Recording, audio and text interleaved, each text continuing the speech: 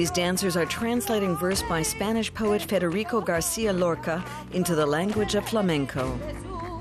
The subject matter is nothing less than the drama of human existence, complete with moments of desperation, loneliness, and joy. With technical perfection, the Ballet Flamenco de Andalucía conveys the full range of human experience to a spellbound audience in Jerez. The audience here is a lot more demanding than elsewhere because people are aware this region is the cradle of flamenco, so they're very demanding. They expect very high standards. Cristina Hoyos has long been a leading luminary on the Spanish flamenco scene. She played the heroine in Carlos Sauer's film Carmen and can look back on a successful international career as a dancer. She choreographed this piece and also performs in a few scenes. Cristina Hoyos is a legend in Jerez, where flamenco is woven into the fabric of society, not only during the festival. It's one of the best places in the world to study this quintessentially Spanish dance form. This 18th century Baroque palace houses the world's most comprehensive documentation center for flamenco. These budding professional dancers have come from the conservatory in Granada on a study visit. Researchers can trawl through some 130,000 documents stored here. The archive containing the first ever flamenco sound recordings is run by Ana Tenorio Notario. No written scores from this period exist.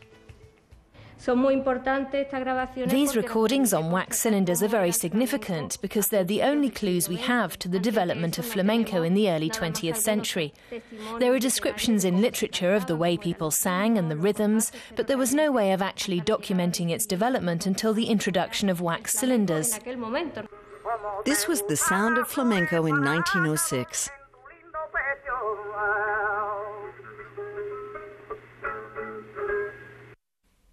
When records were introduced in the 1920s, all the leading artists began recording their music.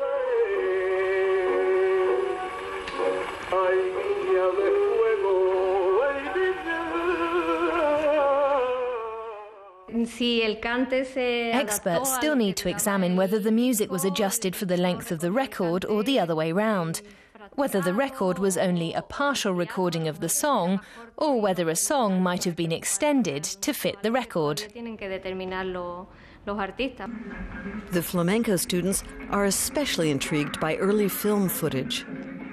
Each flamenco artist had a personal style, which contributed to the evolution of the dance form. But anything that wasn't immortalized on video is lost forever. This early footage dates back to 1936.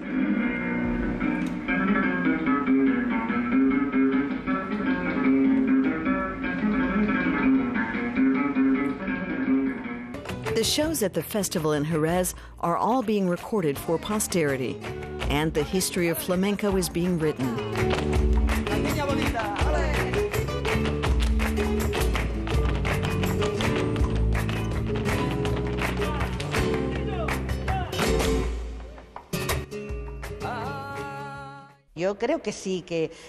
Flamenco should be added to the World Heritage List. Its influence is spreading all the time. More and more people are discovering it. It's a living art that expresses a lot of emotion, and that's exactly what we need these days. Anyone